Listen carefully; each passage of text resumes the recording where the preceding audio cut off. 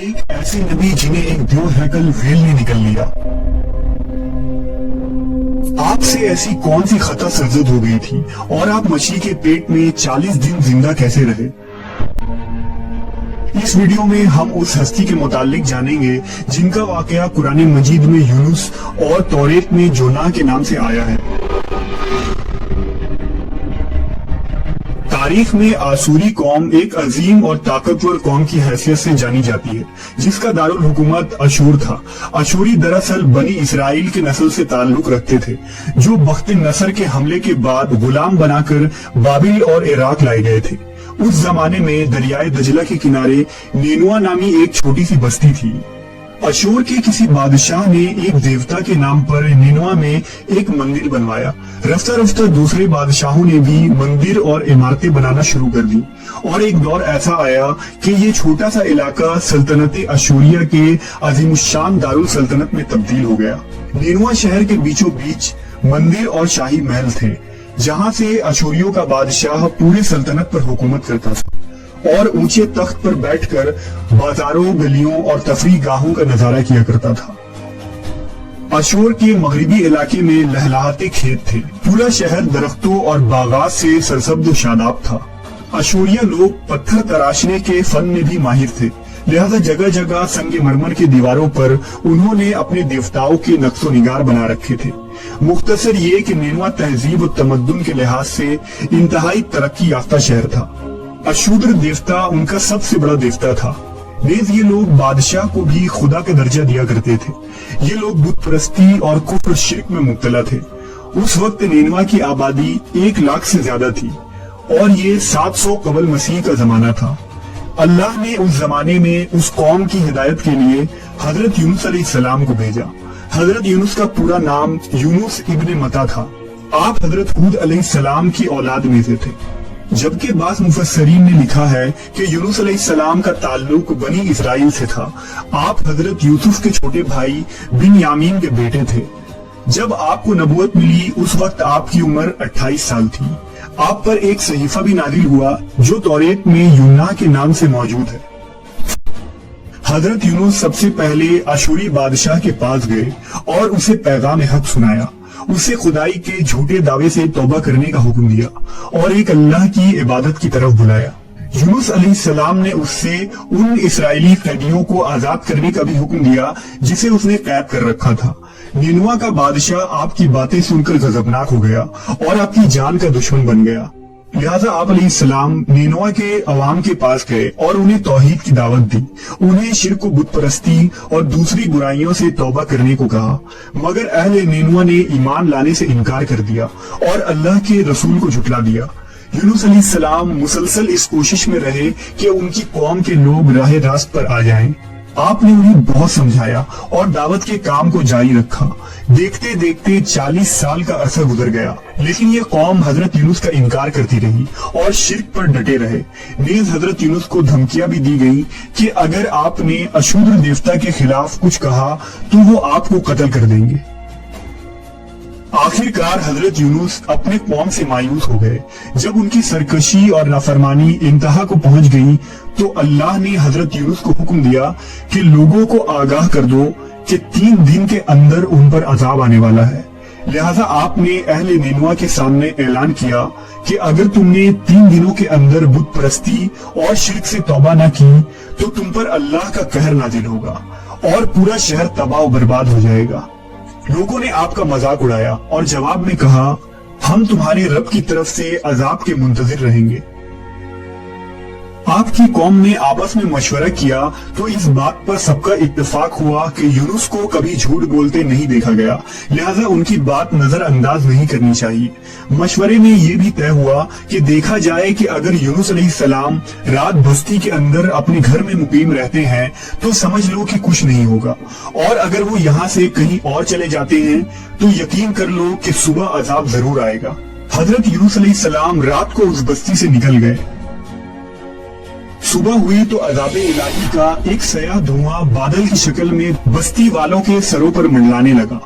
جب وہ ان کے قریب ہونے لگا تو ان لوگوں کو یقین ہو گیا کہ اب وہ سب ہلاک ہونے والے ہیں۔ दरअसल हजरत यूनुस अलैहिस्सलाम अपनी कौम से नाराज होकर चले गए थे, मगर उन्हें वहां से निकलने का हुक्म नहीं दिया गया था। वो अजाब की इत्तला देने के बाद अल्लाह की इजाजत के बगैर अपना इलाका छोड़ गए थे। आसारे अजाब देखकर जब अशूरियों ने तौबा व इस्तगफार की तो अल्लाह ने उन्हें माफ कर दिया। अल्लाह ताला किसी कौम को उस वक्त तक अजाब नहीं देता जब तक वो अपनी हुज्जत पूरी नहीं कर लेता। बस जब यूनुस अलैहिस्सलाम ने उस कौम में मुहलत के आखिरी लम्हे तक नसीहत का सिलसिला जारी नहीं रखा और अल्लाह के मुकर्रर करदा वक्त से पहले वो खुद ही हिजरत कर गए, तो अल्लाह के इंसाफ ने उस कौम को अजाब देना गवारा न किया और उन्हें माफ कर दिया गया।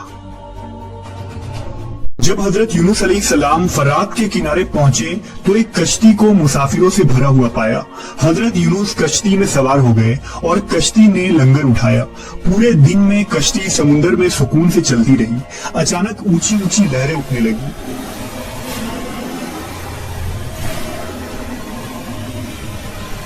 लोगों ने अपना साजो सामान समुद्र में फेंक दिया कि कश्ती का बोझ कम हो जाए, लेकिन कश्ती का बोझ फिर भी कम न हुआ। जब कश्ती डगमगाने लगी तो कश्ती के गर्क होने का यकीन होने लगा। अहले कश्ती ने अपने अकीदे के मुताबिक कहा कि ऐसा मालूम होता है कि इस कश्ती में कोई गुलाम अपने आका से भागा हुआ है। जब तक उसको इस कश्ती से अलग न किया जाएगा निजात मुश्किल है। यूनुस अलैहिस्सलाम ने सुना तो उनको तंबीह हुआ कि अल्लाह को मेरा निनवा से वही का इंतजार किए बगैर इस तरह चले आना पसंद न आया और ये मेरी आजमाइश के आसार हैं। ये सोचकर उन्होंने अहले कश्ती से फरमाया कि मैं ही वो गुलाम हूँ जो अपने आका से भागा हुआ हूँ। लिहाजा 3 मरतबा कुर्रअंदाजी की गई और तीनों मरतबा हजरत यूनुस का नाम निकला। तब मजबूर होकर उन्होंने हजरत यूनुस को दरिया में डाल दिया।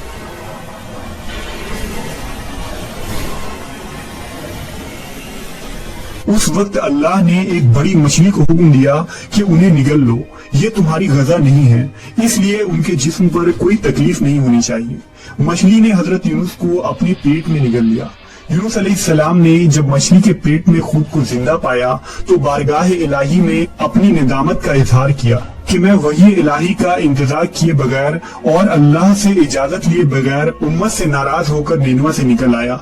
हजरत यूनुस ने मछली के पेट में अल्लाह को पुकारा। उन पर 3 अंधेरे इकट्ठे हो गए थे, रात का अंधेरा, मछली के पेट का अंधेरा और समुद्र का अंधेरा। आपने उन अंधेरों में ये कलमात कहे, अल्लाह तेरे सिवा कोई माबूद नहीं, तू यकता है, मैं तेरी पाकी बयान करता हूँ, बेशक मैं अपने नफ्स पर खुद ही जुल्म करने वाला हूँ। रिवायतों के मुताबिक अगर हजरत यूनुस ये तस्बीह ना कहते तो कयामत तक मछली के पेट में रहते। रसूलुल्लाह सल्लल्लाहु अलैहि वसल्लम ने फरमाया कि जब यूनुस ने ये दुआ की तो ये कलमात अर्श के गिर्द घूमने लगी। फरिश्ते कहने लगे कि ये बहुत दूर दराज जगह से आवाज आ रही है, लेकिन कान उससे पहले इससे आशना जरूर है और आवाज बहुत ही कमजोर है।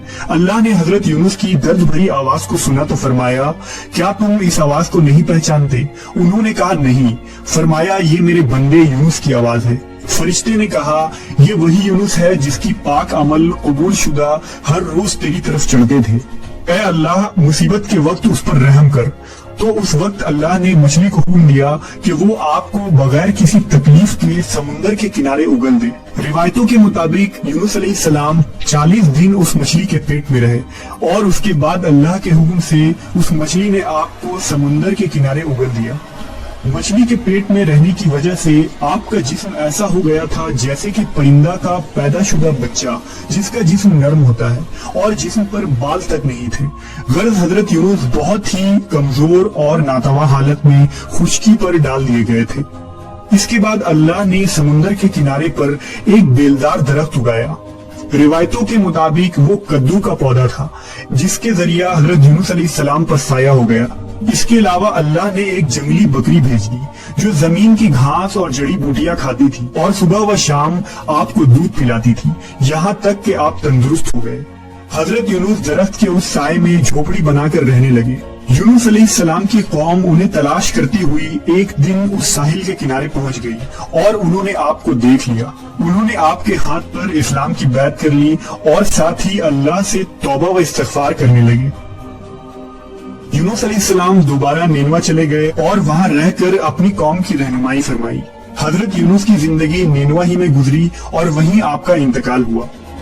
اس قصے سے ہمیں یہ سبق ملتا ہے کہ کسی بھی حال میں اللہ کی رحمت سے مایوس نہیں ہونا چاہیے اور نہ ہی ہدایت کے معاملے میں اپنی ذات پر بھروسہ کرنا چاہیے۔ ہدایت تو بس اللہ ہی کی طرف سے